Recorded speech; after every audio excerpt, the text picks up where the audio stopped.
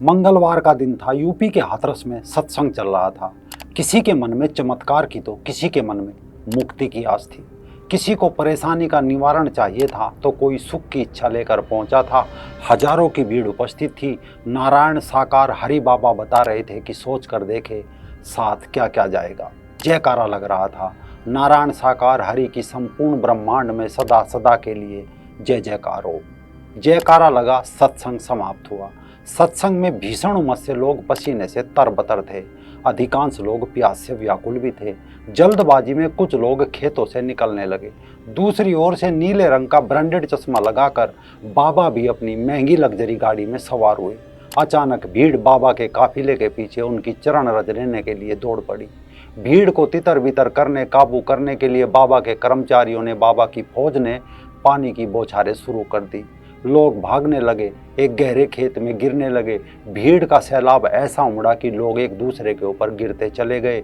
महिला बच्चे एक दूसरे के पैरों के नीचे दबते चले गए।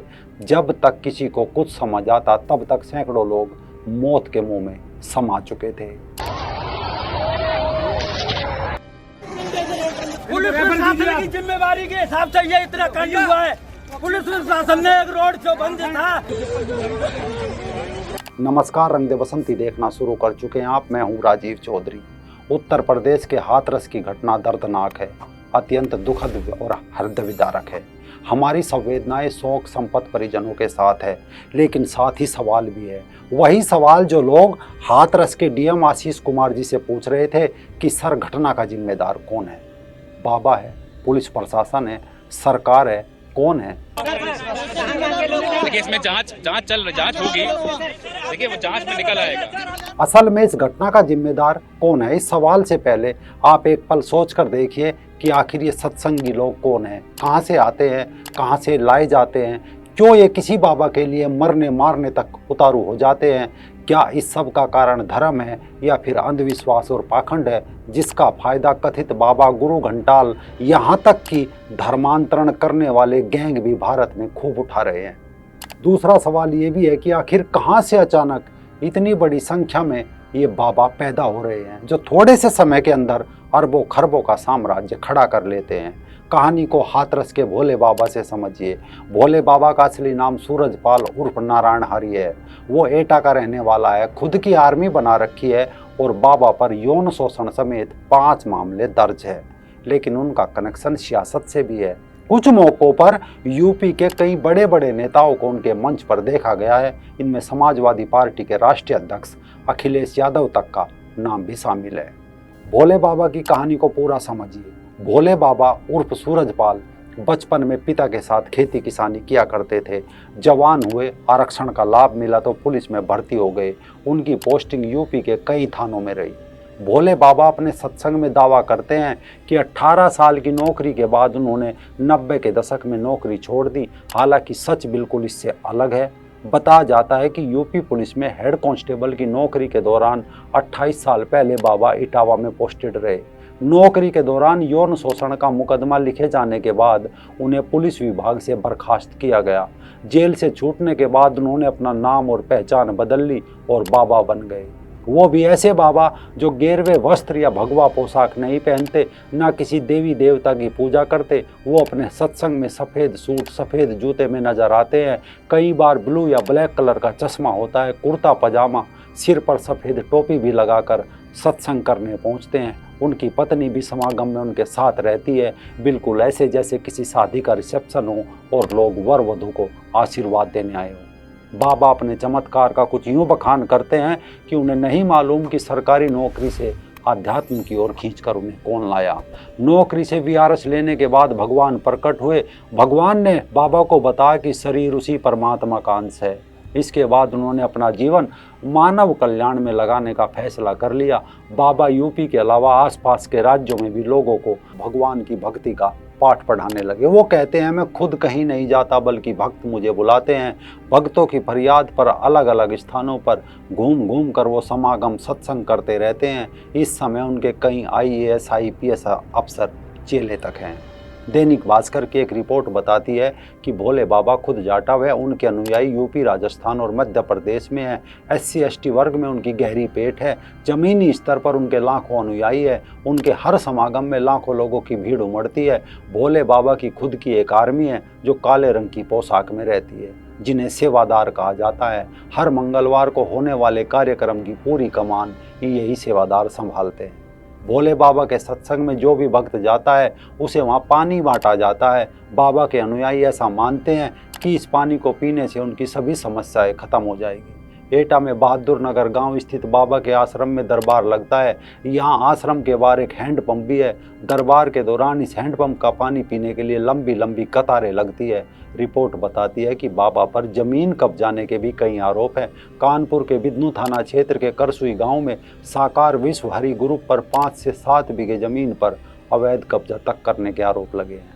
फिलहाल बाबा का अगला कार्यक्रम 4 से 11 जुलाई तक आगरा में था।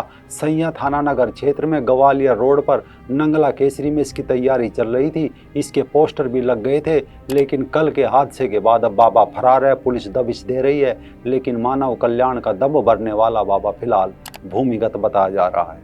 अब तक 122 लोगों की मौत हो चुकी है। बहुत लोग घायल भी है। मरने वालों में ज़्यादातर बच्चे, बुजुर्ग और महिलाएं हैं। लेकिन सवाल जिंदा है कि आखिर ये सत्संगी लोग कौन हैं। दरअसल ये वो लोग हैं जो ईश्वर पर विश्वास नहीं करते। ये लोग विश्वास करते हैं बाबाओं पर। इनकी स्वर्ग की कामना इलाज के बजाय चमत्कार से बीमारी का इलाज, मुक्ति की इच्छा ने ऐसे बाबाओं को खड़ा कर दिया है। ये लोग हर एक छोटे से छोटे काम के लिए कर्म पर भरोसा ना करके बाबाओं पर भरोसा करते हैं। परेशानी का निवारण, सुख की इच्छा, दुख का निवारण भला इस दुनिया में कौन नहीं चाहता, क्योंकि इस भीड़ के मूल में दुख है, अभाव है, गरीबी है।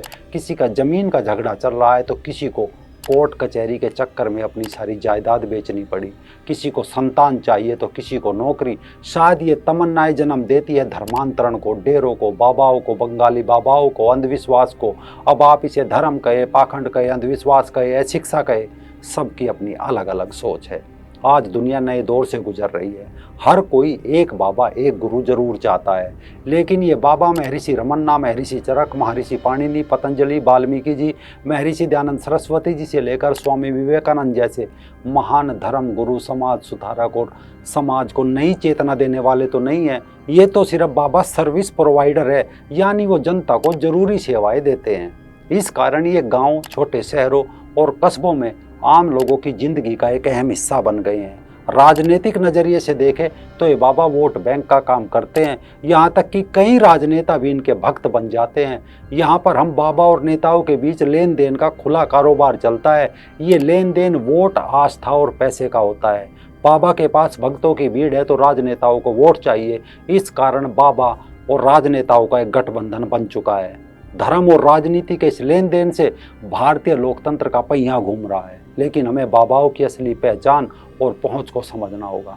ये बाबा स्थानीय स्तर के बिचौलिया हैं जो अपने अंदर जादुई ताकत होने का दावा करते हैं। एक तरफ ये लोगों को सिखाते हैं त्याग करो, दान करो, क्या लेकर आए थे क्या लेकर जाएंगे। दूसरी तरफ ये बाबा अपनी ताकत, धन, वैभव के लिए शोहरत बटोरते हैं, महंगी लग्जरी गाड़ियों में घूमते हैं, कई बार यौन शोषण भी करते हैं और कई बाबाओं पर तो अपराध के मामले भी दर्ज हैं। जब कानून इन बाबाओं पर शिकंजा कसता है तो इनके भक्त कानून व्यवस्था के लिए चुनौती तक बन जाते हैं। लोग इनके लिए हत्या, हिंसा तक करने पर उतारू हो जाते हैं।